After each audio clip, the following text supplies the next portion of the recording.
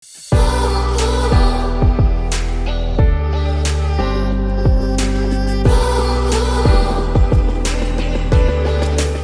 welcome to Sassi Talks. I'm Savahna. You have been watching some incredible interviews over the past weeks, and today I'm talking to you for our Sassi Talks monologue for the end of March.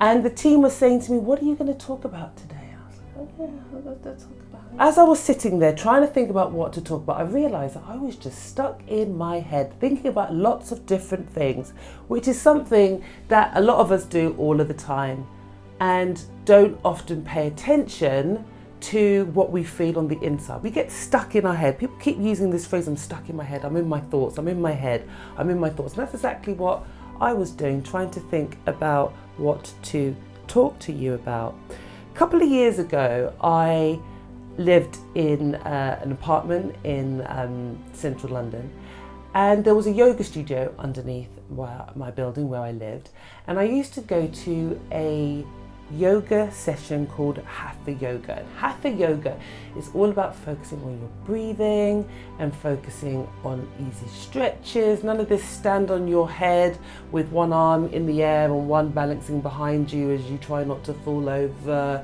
None of that. Just very gentle, peaceful, relaxing moves. It's the kind of yoga that I like. Lovely, lovely lady called Angelica who used to take the classes.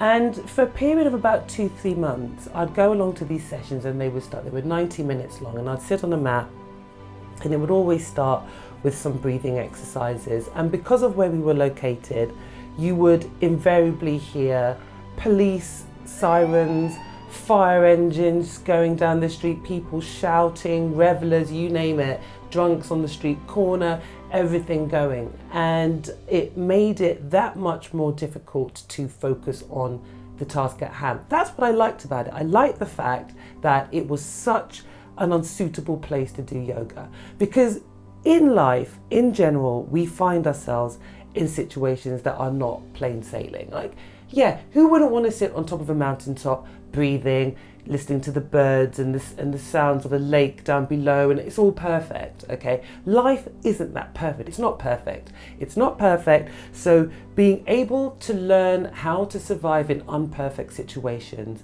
is what we need to be able to do in life. And that's why I like these Hatha Yoga sessions, because I would find myself in these crazy noisy environments but having to find a state of calm. So I go back to Angelica. Angelica, over a period of a few months, said to me, Savahna, the rest of the group is on a downward dog and you're still in child's pose. What's going on? And I realized what was happening to me is that I was in my head thinking about how to resolve a number of different things or challenges or situations, instead of being in the moment and listening to what Angelica was telling me to do. Somehow the rest of the class was able to move into the next pose, and I was invariably always 2 to 3 poses behind everybody else.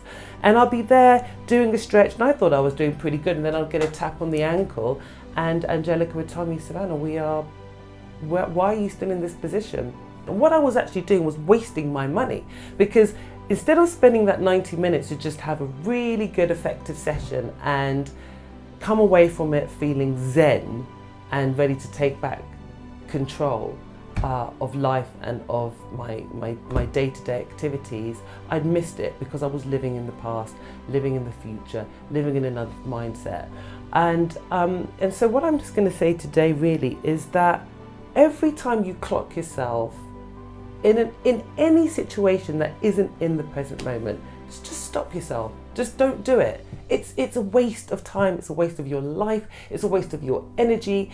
And that's something that I picked up through a lot of these programs that we have recorded this month. It's just about being yourself, reconnecting with yourself. But to do that, you need to be in the present moment. You need to be able to connect with your inner self, which is your subconscious mind, to really understand who you are, what you want, what you want to believe, what you are believing that you need to change to something more progressive that you want to believe.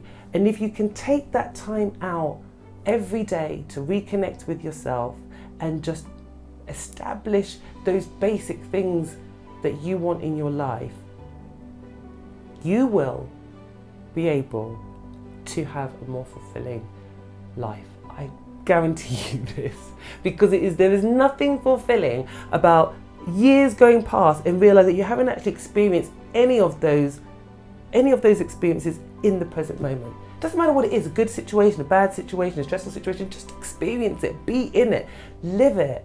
At least if anything, at the end of it all, you'll have some interesting stories to tell your grandkids in a rocking chair, or tell the other people in the old people's home, wherever you find yourself. Get back into the present moment and reconnect with your inner self.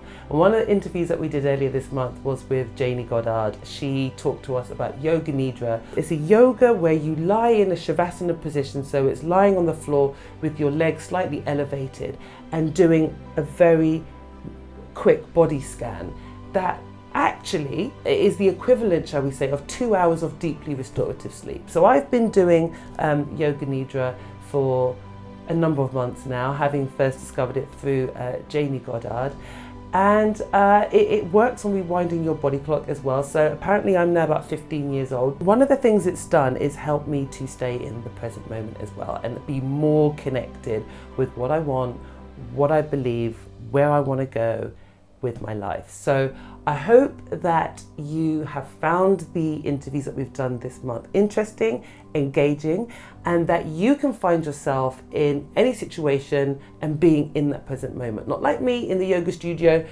doing a shopping list, but actually making full use of the facilities. Make full use of the facilities in every moment. Be there, be present, and live your best life. All right, that's all I have to say to you this month. Take care. I will see you on the next episode of Sassi Talks.